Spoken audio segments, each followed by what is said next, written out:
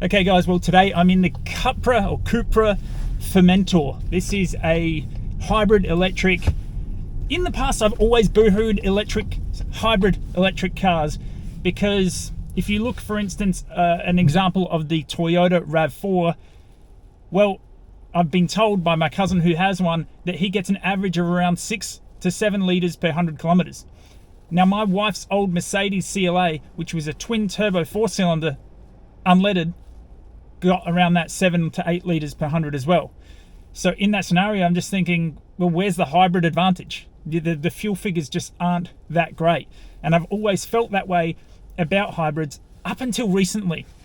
Now I'm finding that the new hybrids are talking about like 1.5 litres per 100 kilometres.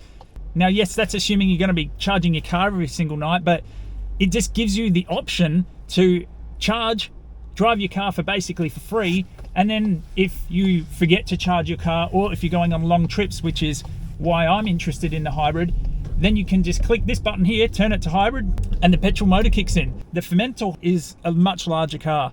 It's got a much larger bonnet, a taller stance, it's got larger seating, you can tell, and a much larger boot.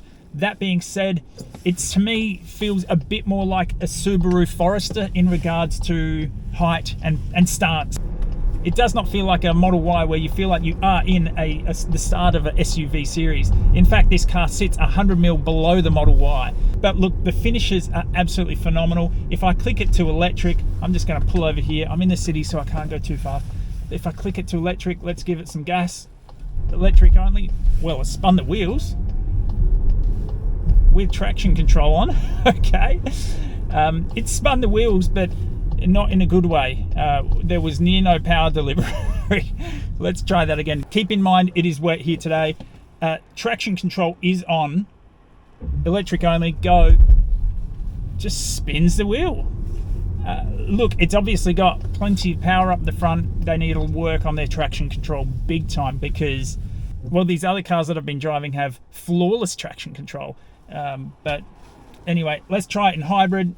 Exact same thing. We'll see if we spin the wheels this time. Let's go.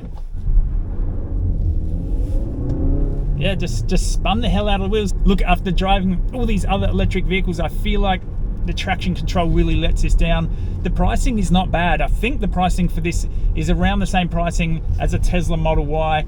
All of the interface is amazing. It looks beautiful, super user friendly, and it's just right in front of you where you want it. The finishing, I actually think it looks absolutely gorgeous. So in regards to what I would compare this to, I would compare this to a Volvo, I think it's called an XC60 or something, the hybrid Volvo.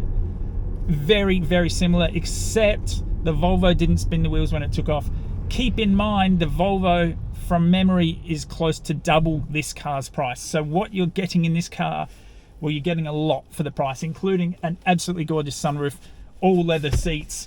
Yeah, beautiful. Just honestly, a beautifully finished car, and even their showroom, everything about this place is stunning. They're definitely giving off that upmarket feel. Look, I am actually looking at this car for my wife.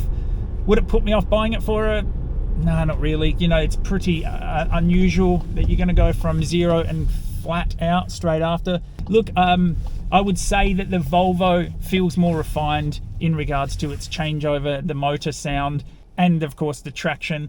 But for the pricing, I think this is around that 70 grand mark. The interface is beautiful. You've got two screens, obviously your main screen, your tablet looking screen up there, and then you've got a screen down where your speedometer should be. You don't have a heads-up display, and if anything, I feel like the speedo, it's got a analog looking speedo, which goes like that on the left-hand side, and then the digital one in the bottom right-hand corner. I'd like to see that digital one a bit more central, but that is seriously nitpicking. Everything I see, everything I touch, everything about this feels good. The center console is a bit plasticky, but you know, these days that's pretty common. Well, the only pick I would say on this car, the only thing I would pick on is it doesn't have a 360-degree camera for reversing.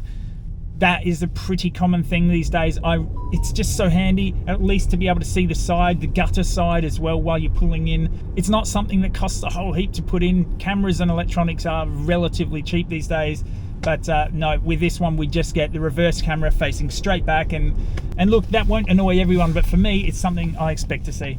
All right, guys, well, if you want to see more about the Cupra or Cupra, whatever the name is, Formentor, or if you want me to test drive the electric vehicle, let me know in the comments. Put down what your thoughts are and I'll try and make a video on it. Thanks for watching.